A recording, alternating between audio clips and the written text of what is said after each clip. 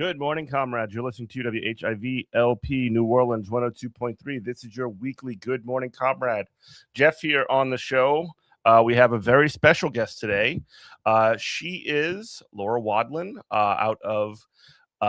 she's formerly of the DSA MPC, and she is one of the authors of the article in The Call, 12 Myths That Threatened the Power of Our Strike. Strikers and expect risk-averse advice from the experts. To win, rank and file members must be in on strategy discussions. She wrote that along with Meryl Di Pasquale. I hope I didn't ruin that too much. But anyway, Laura, welcome to the show. How you doing today? Hey, Jeff. Thanks so much for having me. I just wanted to talk to you a little bit about. So you were a community college professor at PRCC, Portland CC. I'm sorry, PCC. In Portland, Oregon, and you guys went on strike. Tell us, so when did this happen? Tell us about it and just sort of like run that whole thing down for me, if you don't mind. Yeah, this was very recent. I still feel like I'm recovering from it, honestly. But yeah, so we struck for 3 weeks in March. The way the term system works in Portland is that we have winter term that ends in mid-March and spring term that begins in the start of April. And so we struck during the last week of classes in winter term, over finals week, over spring break, and into the first week of spring term. And we delayed spring term by a week. We were striking over an economic reopener. That means that we basically had bargained the full contract 2 years earlier. We normally bargain every 4 years, but in the middle you do a little renegotiation of just the wages and benefits portion. Mm-hmm. So we were just renegotiating that on paper. That's what was supposed to be happening. And the college was offering us 0.35% COLA. Again, that's not 3.5, 0.35. Okay. Less than 40 cents. Yeah, exactly. Might as well just be zero at that point. Yeah. I know if you work a job where you don't have a union and you don't get yearly like cost of living adjustment raises, inflation raises, that might not seem that big of a deal. But if you're in a union and you normally depend on 1, 2, 3, 4, 5, 6% even every year, that's like crazy. It's like, what is the point of even having a union if you don't get that? So and also just to say like the cost of living went up by significantly more than 35 cents on the dollar. Oh yeah, Portland is not a cheap city to live in. And so, yeah, people were really feeling it. We did get really good raises 2 years ago when we bargained, but that was like catching up from being just utterly decimated during the pandemic. But and this is like a way to like sort of de facto claw that back by exactly. Oh yeah, totally. And really it was an attempt to like punish us for such a good contract, because 2 years ago we won this amazing contract. We were very strike ready. We didn't end up having to strike, but we got job security for part-timers, we got scheduling autonomy, tons of other amazing things that were just really historic, and really big raises. Like we got minimum, like everything included, minimum 20% raises for everyone. That was 2 years ago. And that was the first contract negotiations of our college president, and she was new back then. And I think she experienced that and was like, all right, this time let's play hardball. So anyway, they were playing hardball. We were negotiating for like a whole year almost, and they were offering us nothing. And so just to give some context on our unions, so at Portland Community College there are 2 unions. One is my union. I teach English as a second language. So all the faculty instructors, that includes full-time, which you might consider like tenured, but we don't really have tenure, but that's what that means. And then part-time faculty, or like adjunct. We don't use that word, but so full-time and part-time faculty, and then academic professionals, which includes like advisors, recruitment and admissions, enrollment specialists, things like that. So these are 2 different units? No, that's my union. That's all. So I'll use the phrase APs, that stands for academic professionals. That's a significant portion of our unit, and then faculty. So we're one union together, which is actually really amazing. A lot of higher ed unions are separate. They have full-time faculty and academic professionals together, but then adjuncts are separate. And both camps are weakened because of that. We're really lucky that we have everyone. Well, I should say not everyone, but the all faculty and APs together. The other union is the classified union.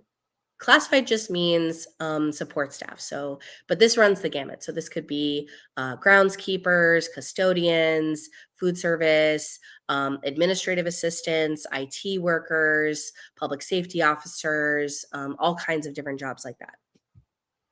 So basically, the people that make the school run in a non-academic capacity. Yeah, absolutely. In some senses, I mean, you mentioned you know, other kinds of professionals. They are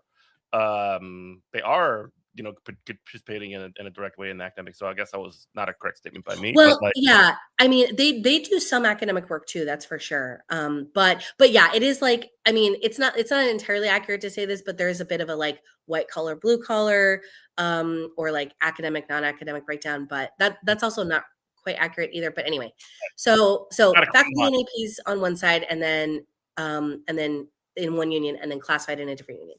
So my union, the faculty union, represents about 1,600 workers, and that's over 1,000 instructors. And classified workers are about 700 people, and that's pretty large, because Portland Community College is really large. We serve 80,000 students in the Portland metro area every year, and it's very working class, very diverse school. There's 4 main campuses, and I think like over 10 like satellite campuses and little centers and stuff. So it's very, very big. And but yeah, so um our 2 unions, so the fact that we ended up striking together was one of the really historic and just transformative parts of our strike.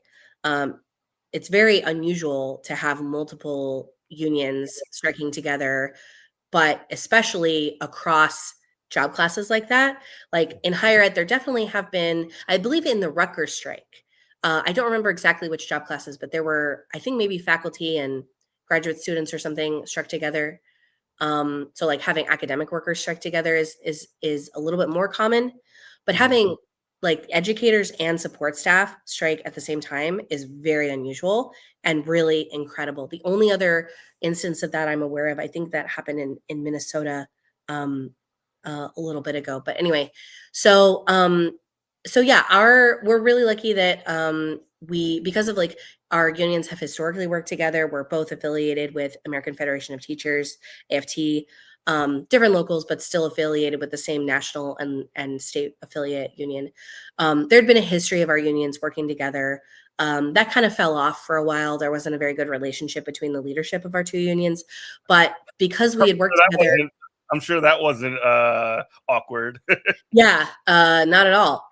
Anyway, so, but yeah, I mean, you know, people in my union had always expressed an interest in working more closely with classified people in their union, and I believe the same is true there in the classified union too. Although, you know, there is a bit of a difficult dynamic there sometimes because, of course, the college treats faculty and APs with more respect, which is really disgusting.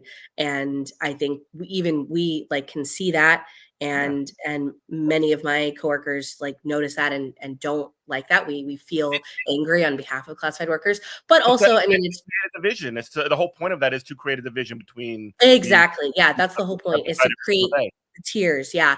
But I mean, the other truth is, unfortunately, there are people in my union who also treat classified that way, you know, treat them like the help, which is also really disgusting, and also just like feeds into the anti-solidaristic approach of management. So, you know, and of course we are a larger unit. There's just more faculty and APs than there are classified. We have higher income, more flexibility. And so, yeah, there's just like definitely some inequality there that can breed distrust or resentment, which I think is very understandable and something we have to really work to get past. And I think our strike really helped us do that. But anyway, so so we had a history of working together across the two unions, and fortunately we had a similar like schedule, so our contracts expired around the same time. That date though isn't super important. A lot of unions, like especially in the private sector, it's like they have a practice of not working once their contract is expired. Like they don't work without a contract. That's not really true for us. A lot of unions work without a contract for a long time. But at least we still expired around the same time, and we started bargaining around the same time. So in the state of Oregon, there's a law called PECBA, which basically is just it's very, very similar to the National Labor Relations Act, but it's for public sector workers. And but the big difference is that there's a whole rigmarole for public sector bargaining. Like there's a whole calendar of timelines and deadlines, and you have to be in bargaining for 150 days, and then you can file for mediation, and then you have to wait for a state mediator, and then you do mediation for a certain amount of time, and then you submit final offers, and then there's a cooling off period, and blah blah blah. And all of that is of course intended to discourage you from ever going on strike. It reminds me of when the railroad workers were about to go on strike about 2-3 years ago, and they operate under the Railway Labor Act, and that's a very sort of similar, I guess, like process where you can't just, we don't have a contract, F you, we're going on strike. You can't do that. Right. Yeah, totally. I mean, and of course that is also intended to strongly discourage, like impede their ability to exercise their right to go on strike, which is terrible. But yeah, so we started bargaining around the same time, which means we were about at the same point in the process of, this calendar of stupid deadlines, and or not even deadlines, just like barriers, I guess, obstacles to exercising our right. Yeah. So it was about in fall, so a few months before we ended up striking, where I think our union started to realize, man, we have been bargaining for a long time. They are really lowballing us here, more than they ever have before. This is not going well. Like, wow, we really need to like seriously think about striking. Now, fortunately, we had laid a lot of foundation ahead of time. Like I mentioned, 2 years ago, our union was really strike ready. And so we kind of picked back up where we left off. And we were doing some preparation. Like we had open bargaining, which was really important. That means that we members were able to attend bargaining sessions and observe, and it was all transparent. There was no like backdoor secret meetings between our team and administration, which was really important. They hated that, but they're forced to concede on that. And so we had open bargaining. Members were plugged in. They were seeing how things were going. They were not happy with it. We did a strike pledge, and meaning like we got people to pledge ahead of time, like, okay, if it comes to it, I will go on strike, I will vote yes. And so we started doing that.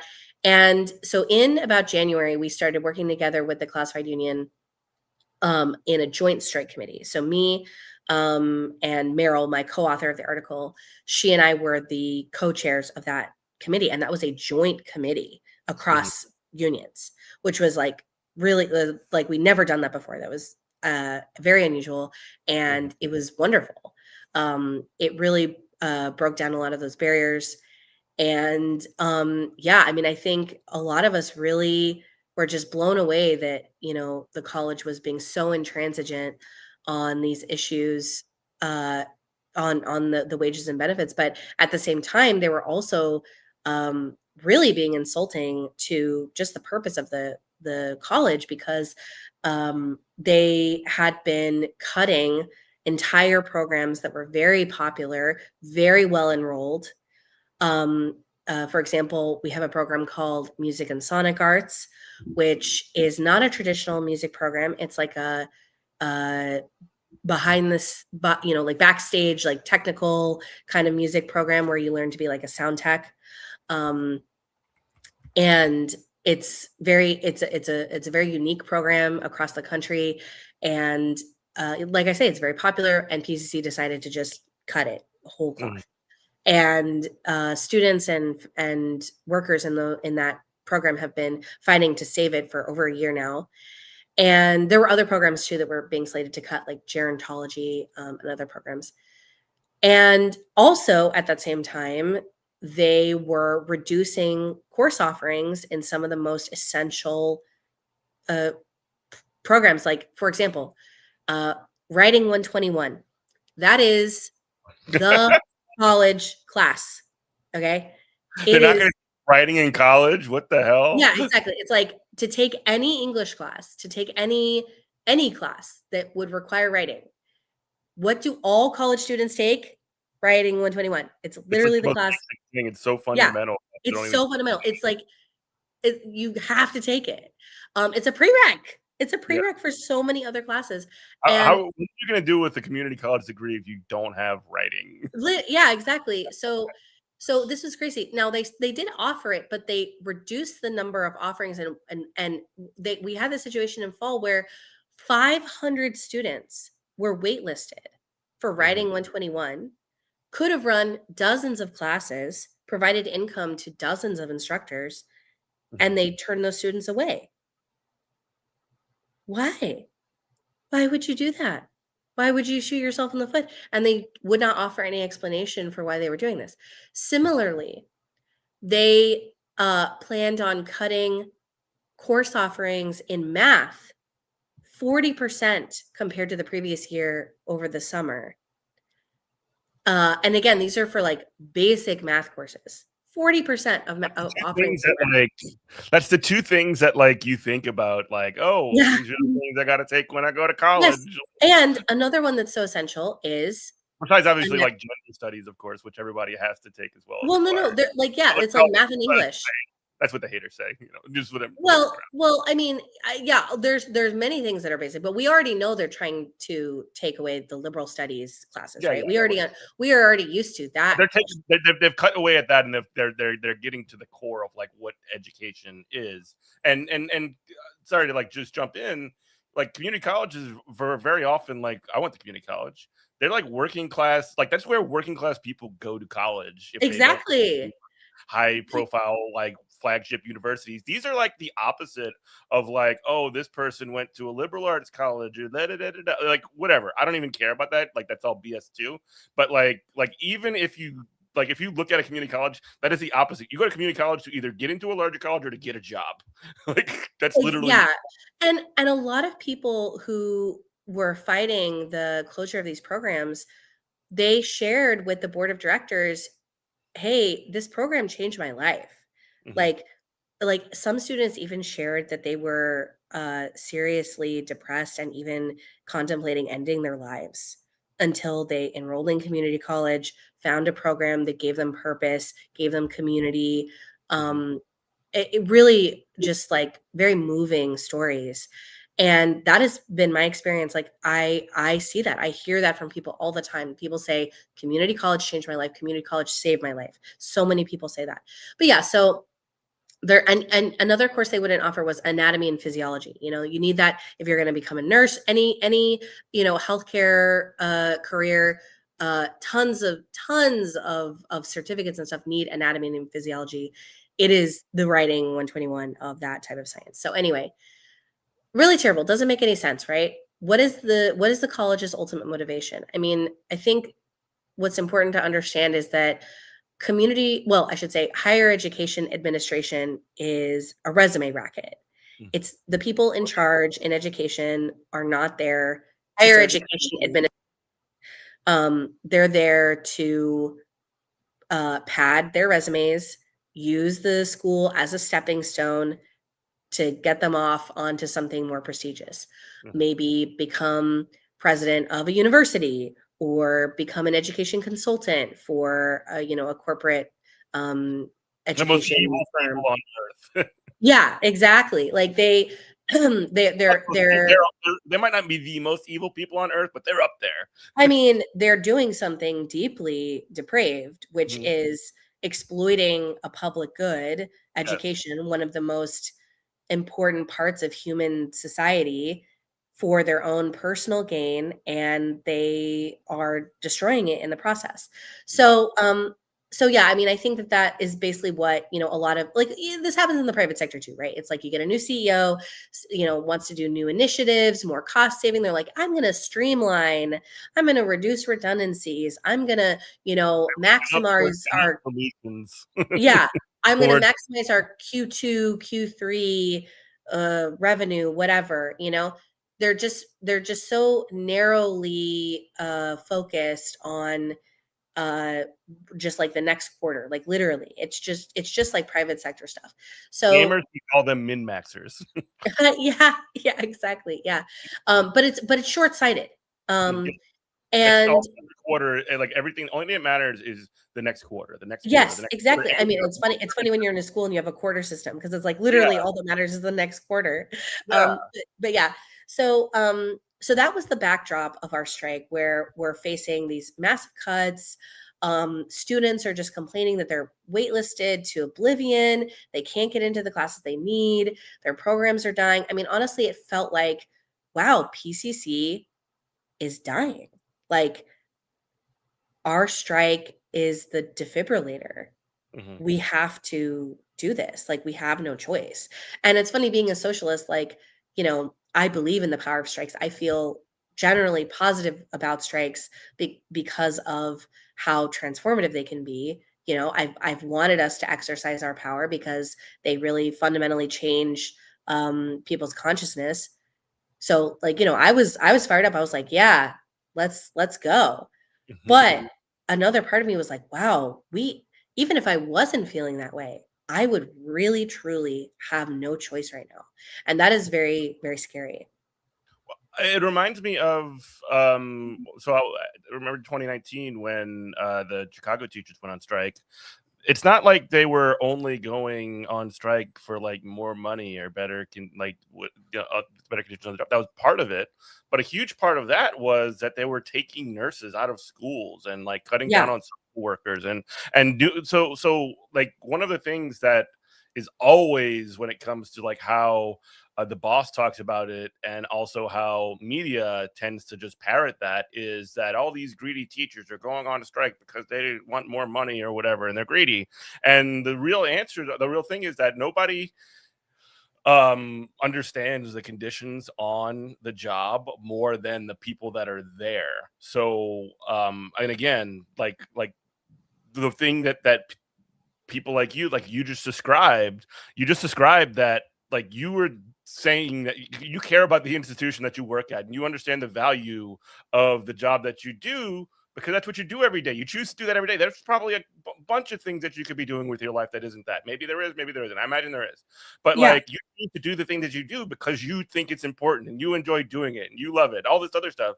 And you're not going to like just become a college university professor to like I'm gonna come and wreck this thing up and make it worse or anything like that. But that's the portrayal that the management class, the people that are actually trying to do that, try to say. And unfortunately, that's what gets sort of like megaphoned out there into the sort of public consciousness, unless you can push it around because they have, capital has the tools to do that, and the only thing that we have is one another.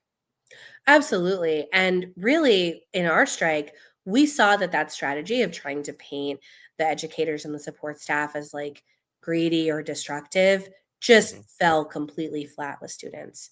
Hmm. And part of the reason for that is that, um, we had a plan for talking to students about the possibility of our strike pretty early on. So yeah, in, uh, January. So again, we struck in on March 11th, I believe, was the first day. So the beginning of winter term was in January, and we started having, department meetings where we would talk about being strike ready in that department. So, like, math strike readiness meeting, um, English strike readiness meeting, etc. And in those meetings, we would talk about, okay, how are we going to let our students know? What are the things that our students are going to be particularly worried about? Especially because we knew that if we were going to go on strike, it was going to be at the end of the term. So this big question of like, okay, how is the term going to wrap up? Like, are students going to be in limbo? Are they going to get credits? Like, what's going to happen if they're in a certificate program and they need to graduate? It's going to be, very stressful for everybody. And so in our departments, we talked about what our plan was, and talked through the complications. And then we went to our students in the classroom. We brought it up in the classroom. We had literature, like little leaflet flyers with FAQs for students about the strike. We told them, hey, we don't know if this is really going to happen, but it might happen. From the start of the term, we're letting them know, just so you know, at the end of the term, there might be a strike. It might disrupt things. We wouldn't do this if we didn't have to. We're trying to, save the college. Just letting them know about the context. And many, many, many students had instructors talking to them directly in their classrooms about this. And that was a huge part of what solidified student support for us, because they had been hearing about this from their instructors. And even if they didn't hear about it from their particular instructors, they heard about it from their classmates. And they had some time to like mentally prepare for this and think about the consequences of having a school where instructors don't get any inflation raises at all. They're not paid properly. And where programs are really precarious.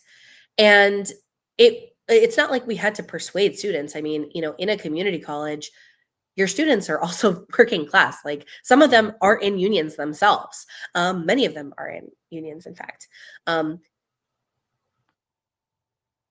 Sorry, getting over sick, coughing up a lung. But yeah, so students themselves are working class. They're workers. They get it. They people like teachers. People at community college, again, like they feel like community college changed their life, saved their life. They're very grateful for all the education they've gotten, and they understand how important all the support staff are, including and of course their instructors. So student support was very strong from the beginning. And one of the things that really solidified that was how the strike started. So we had planned on doing a walkout in the morning. Sorry, I'm going to cough again. Hold on. We had planned on doing a walkout in the morning on March 11th at 10:30, and we broadcast that. Management knew it was not a secret. We were very excited about it. And the day before our strike, the night before, our bargaining teams are hoping to get like a last minute deal, whatever. Didn't happen. Strike is on. All right. At about midnight, the college sends out an emergency text saying campuses are closed. What? So they did not hold. They basically started the strike earlier. Like they did what I think could be considered an illegal walkout, or excuse me, an illegal lockout. Because they had no reason to close the school early, other than they knew that we were planning a strike, planning a walkout. And so this was truly catastrophic. Now I totally understand why the college thought that that was a good move for them, because obviously if we interrupt our classes and we say to students, all right, 10:30, strike is on, I'm not working anymore, you're invited to come out to the picket lines with us, and we all exit the schools hand in hand, and it's beautiful and powerful and consciousness raising, and oh my gosh, that's humiliating for the college. It's just such a big show of power. I totally get why they're like, oh, we can't let that happen. Yeah, they took the audience out of the equation, essentially. Exactly, right. However, I think ultimately that was still the worst move, because even workers who were kind of on the fence about striking, like maybe they were reluctantly agreeing to strike, right? They're like, I guess if we really have to. They expected if you come into work at 8 o'clock, right? You're expecting to have 2.5 hours of work time to that last few hours to get stuff done, log into your email, tell students, hey, it looks like we didn't get a deal last night. It looks like the strike is on. Yeah, I'm wrapping these things up. Like, I'm making sure you're going to be okay while we're gone. Da da da. They could not do that because campuses were closed. A lot of students had questions about, like, things that they really needed to know to be ready for this. And they could not get their messages responded to that morning. It was so chaotic and so obviously punitive. And I think that fundamentally sowed the seed that was eventually our win. Because again, even people who were on the fence just were so shocked and horrified that PCC would do that, because many students, I mean, think about all the students who get services, the food pantries, the centers like the Women's Resource Center, the Queer Resource Center, all these other services, financial aid. People had so many things that they needed and they wanted to get in the last minute. And PCC took that away for no reason other than just to be jerks, to not let us have a powerful moment. And I think people realized at that moment, wow, PCC administration this is just beyond the pale. I can't believe it. There's nothing that we could do as a strike that would be worse than what administration is willing to do to our students. So we have to do this. This is such a righteous fight. And students realized, oh yeah, administration, they're not out. They do not have our best interests in mind. They are ridiculous. And it's important to them, didn't they? Yeah. So another thing that was really important for student solidarity was the fact that the faculty and AP union was talking about these permissive subjects. So talking about how to use our strike to save programs, to save classes. That was not, and if you read my article, I talk about that. That's one of the big myths, like, ooh, be careful. We're only renegotiating wages and benefits. You can't talk about this other stuff. You could be accused of bargaining in bad faith. A lot of anxiety about that. But I'm really glad that people did decide that this was so important. We had to. Like, how do you have a strike while they're basically killing the school from the inside by not offering classes? And you have a strike and you don't address that. How could we do that? How could we leave that fundamental problem? I mean, I just feel like the days of, striking for $3 raises, that does not cut it anymore, man. It's not about that. Obviously, we do deserve raises, and that was a big thing. Of course. But it's like, what is the point of a $3 raise if your program doesn't exist in 6 months? What is the point? That's exactly right. So, like, that's also, I mean, sorry to be like, make a maybe potentially sloppy comparison, but I mean, if you look at a strike, for example, at a factory, like an auto factory in this or that city, just sort of name it. And there's tons of examples to look at.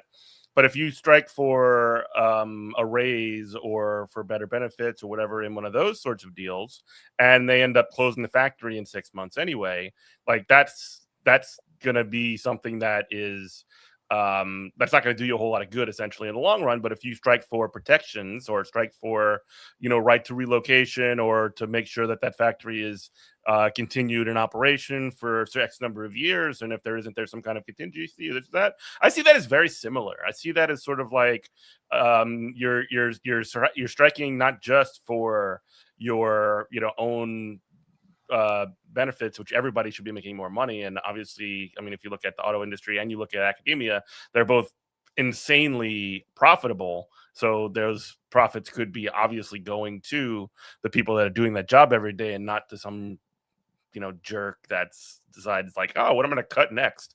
But like at the same time, like in order for that to even be sustainable for any amount of anything that you gain in terms of like money or benefits or whatever it is, in order to continue that forward, and maybe I'm being a little bit less like cold. I'm being a little bit colder, a little bit less human than you're describing it, but it is the sort of like nuts and bolts of it.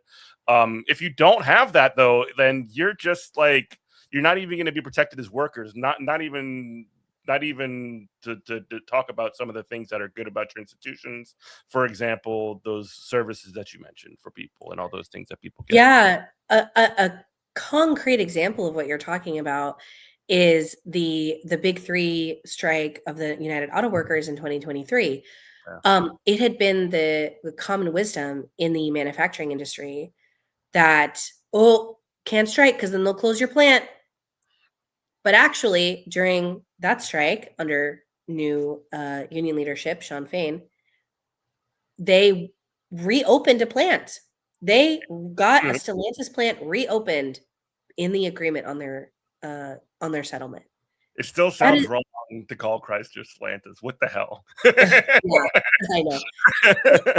But I just think that's so crazy. Like it so goes in it just so flies in the face of what people think, right? People think that that fundamentally we don't have any power to do anything. And that if we do something disruptive, then we will only be punished, right? It's really like I think of people who are, in abusive families or like stray animals, like they're just so conditioned to be fearful, to see themselves as lacking power, right? They think, oh no, I better not upset, my abusive family member, because if I speak up, they're just going to hit me and it'll go worse for me. I better not do anything. And we have to get ourselves out of that mindset of seeing ourselves as fundamentally powerless, because we're not powerless. We have actually an incredible amount of untapped power. That's right. In fact, there are 12 myths that Yes. threaten the power of the strike that you just went on that we can talk about. Yeah. Well, one thing I want to say about just the whole context of the article is that it is really sad that this mindset I talk about of feeling that, we're all fundamentally powerless and we have to be very careful because, the most likely scenario is that we lose. That is a really common, though sort of unspoken belief.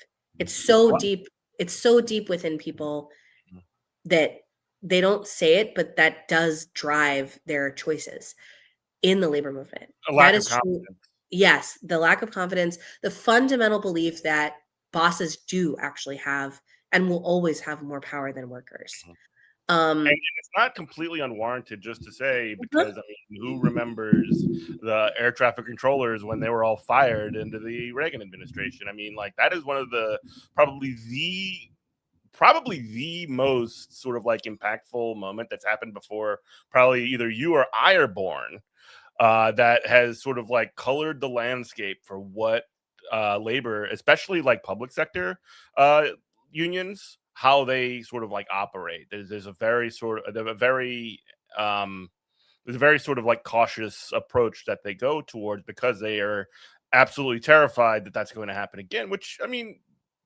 okay, but like, what do you do then? Becomes the question. Yeah, exactly. You're right. It's like, okay, well then what's the alternative to fighting? Yeah. Trying to appease the boss. Apart, like over the years, get picked to pieces like by vultures Yeah. or what? You know. Just lay down and let things passively get Mhm. worse. Or, Fight it out when you have a chance to win fight when you it have out, see what a happens. Yeah. So anyway, it was just really sad to see that so many people who are seen as experts in the labor movement have that mindset of being, that we're going to lose, that we're powerless.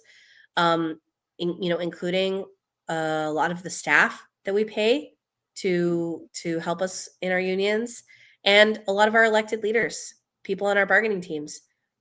And it was really incredible to me that the rank and filers, the everyday people on the picket lines, the member leaders on our contract action team, people could feel our power every day. They had a very keen sense of what our leverage was. They were so deeply committed. I mean, even when we were faced with, wow, I think we're going to have to delay spring term by a whole week. Are we ready to do that? That's way more disruptive than people wanted. I mean, they know, I think a lot of my coworkers did not want to go on strike at all, but were willing to do it if they really had to. But delay spring term, like upset the whole academic calendar, that's a level that people really had not anticipated. But hey, you do what you got to do if they force it, right? And I would say that through the strike, seeing administration's responses, seeing what the stakes were, feeling every day that actually we have the power here.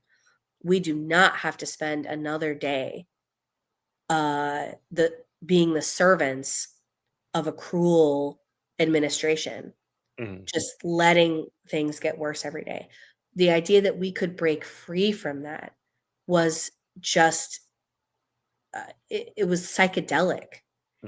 And you need that. You need psychedelic hope sometimes, because it's very easy to go through every day and ask, what is the point? Like, everything's going to get worse. But nothing will get better if everyone says that. So, and that hope and optimism came from the rank and file workers. And, my article talks about all the ways in which this mentality of being powerless pervaded all the strategic discussions, especially when rank and filers weren't in the room to talk to the bargaining team about it.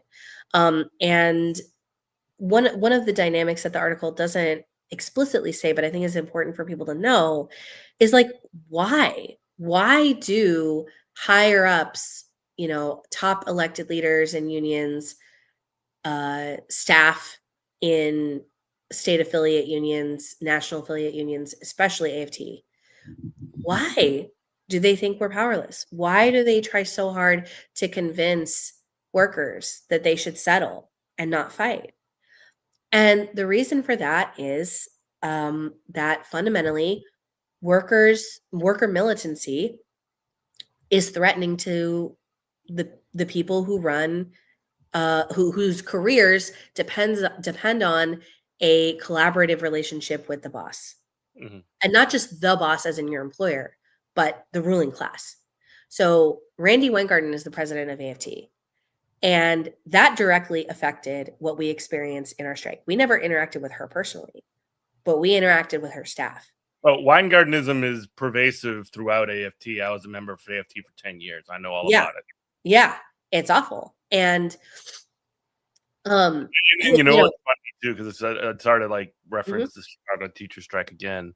From what my understanding was, like, there was not a word that was mentioned by it publicly by like the Weingarten administration or like that. But I also do remember, like, as soon as they're like, there's no turning back, we're going on a strike tomorrow, she's like making public statements being like, we support Chicago teachers and all this other BS. Oh yeah, of course. Someone in Chicago told me she showed up to their picket lines in a limo. That's awesome. I believe it. That's kind of cool, actually. But that's the thing, like, AFT is extremely undemocratic nationally. Well, their like power base is New York City, basically. Oh yeah, exactly. UFT in New York City.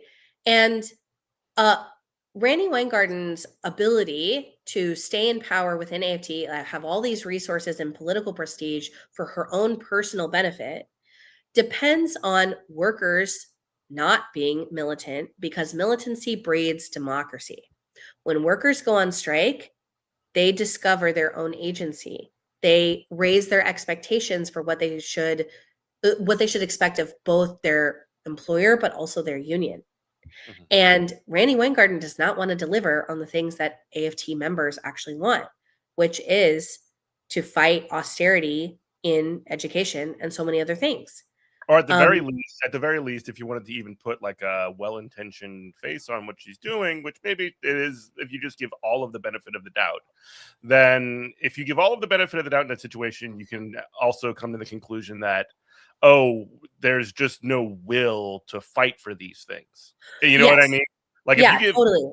like you don't even have to. So like your framing is possibly true, but like even if you put it in the best light possible, it's still quite pathetic. Yeah, and let's be clear. Many staff, it's not like every staff shares a consciousness with Randy Weingarten. No, they They live have within their own structures. motivations. They live within the structures that she Right. is master of. And they have been taught, exactly like you're saying, they have been taught to see workers as fundamentally kind of naive. It's a very paternalistic Mhm. approach. It's workers are bound to make some bad choices, so we need to help them be realistic, be smart, be cautious, not you It's know what the Democrats do with electoral, like, yes. they're Oh, like, "Oh, you know what? Everybody, you know what people need? They need more Alyssa Slotkins in the it's world." identical to that. Yes, because it's fundamentally elitist. It's fundamentally substitutionalist, and what I mean by that is I'm sorry, Abigail Spamberger. I have to mention her name because she just vetoed a collective public sector collective bargaining bill in ugh, Virginia.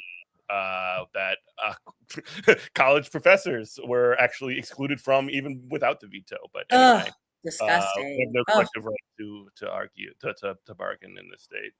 yeah, just disgusting. But yeah, I mean, it fundamentally comes from this view that um there is an elite, an enlightened elite that should be making choices in the world. And, the peasants, the Hoi polloi. yeah, exactly. They don't The really know unwashed what's masses. yeah, they don't really know what's good for them. We know what's best for them. And if they get too riled up and believe that they are powerful, our careers, our position is threatened because it is.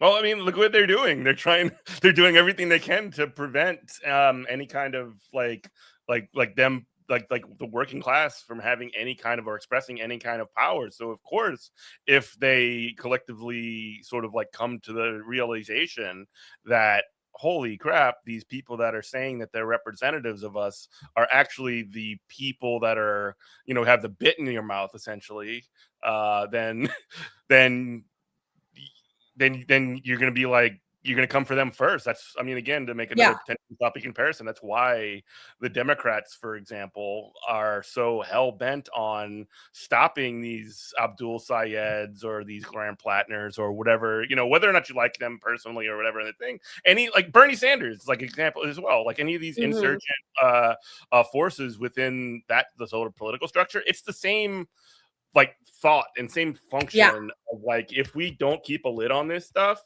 then we're going to be the ones that take the splash damage. Yeah, absolutely. And I mean, fundamentally, it does come from a different idea about how things in the world change. Mhm. Most union leaders, unfortunately, many are not like this, but just the majority at this point, the American labor movement is very weak. But most of them, and certainly most staff, believe that the way you get things done is by pushing a little, but fundamentally maintaining a good relationship with the boss. And maybe even more importantly, maintaining a good relationship with political powers, Mhm. in the Democratic Party, Never especially. worked out. Yeah, doesn't work out. And in fact, that happened in our strike. In my article, I talk about how we have a governor, the most unpopular governor in the entire country, Tina Kotek. Congratulations, number Thank you. one. Yeah, we're number one. She's very nothing. She's blah. She stands for nothing, truly, Yeah. and people can I had tell. I got Hamburger here. I had John Bell Edwards when I lived in Louisiana. All these same losers, the same. Yeah, Total Except, well, loser.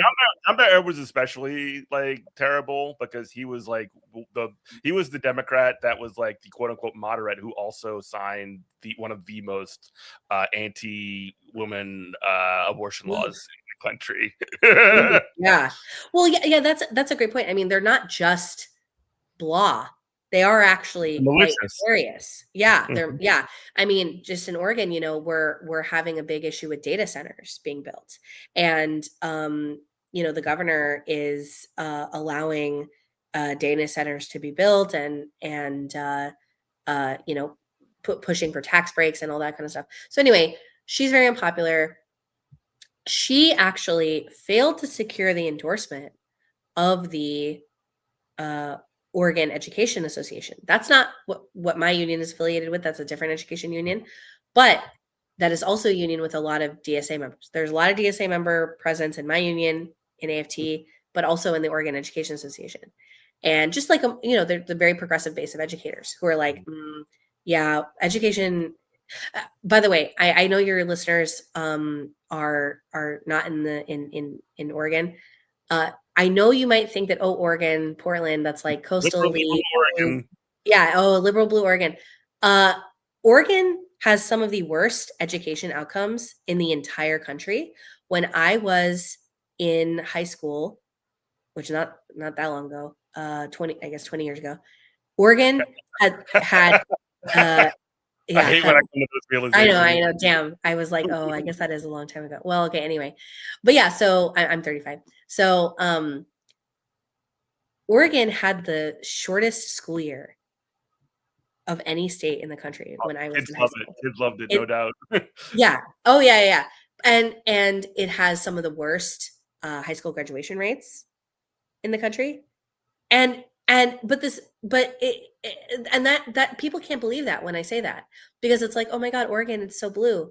Yeah, but we don't fund our schools, and that's because we have allowed corporate interests to totally decimate our education system.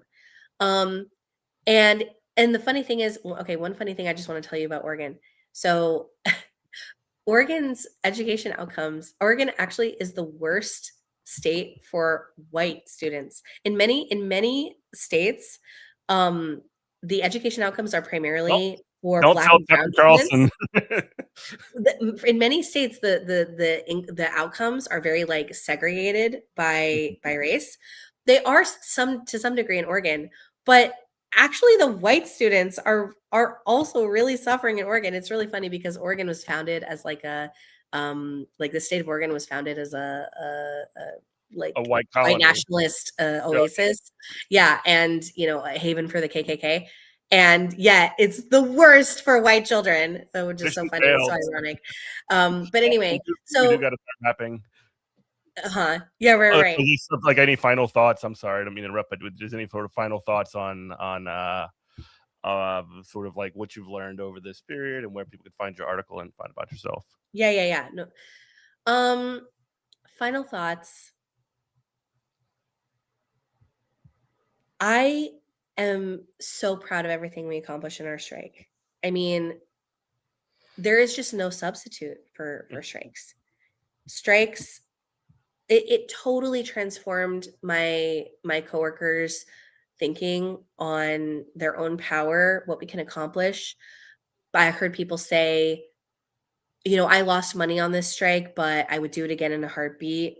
That there were some classified workers who got a worse deal and they said that. Um people were just people who were skeptical of striking, they came out of it saying, "You're either with us or you're against us." Like it just opened people's minds to what we're really up against. And I'm really hopeful that over the next 2 years we can really push to change this horrible education funding system that we have in Oregon, and not just do that, but do other things too, like really bring socialist politics to education unions and to the state. Portland DSA is very ascendant right now. We have out and proud DSA cadre candidates running for city council, for state legislature, and our strike is a part of that wave, part of that socialist wave of politics. I know people may feel like, well, if you can get a good contract without going on strike, that's ideal. I don't know if I agree with that. I mean, there truly is no substitute. It's like if you're in an abusive relationship and you say, well, if you do that again, I'm walking out. If you do that again, I'm breaking up. If you say that, well, if you do that one more time, but it never happens, it's meaningless. There's a big difference between saying that and then actually walking out and saying, I'm done. I'm taking my life into my own hands. And that's what we got to do as workers. That's the only way we're going to save education. That's the only way we're going to get what the working class deserves. Well, thank you so much. You can find the article in the Call, socialistcall.com. The article is called 12 Myths That Threaten the Power of Our Strike. Strikers can expect risk-averse advice from the, quote, experts. To win, rank and file members must be on strategy discussions by Laura Wadlin and Meryl D. Pasquale. Thank you so much. Where can people find you? I'm on Instagram. If you want to be found. Yeah, please follow me. I'm on Instagram at FLAURABUNDA, Flora Bunda. All right, cool. Thanks for having me. Yeah, and so thank you so much for joining us on Good Morning Comrade. You can listen to us every Saturday on WHIVLP New Orleans, where this program originates.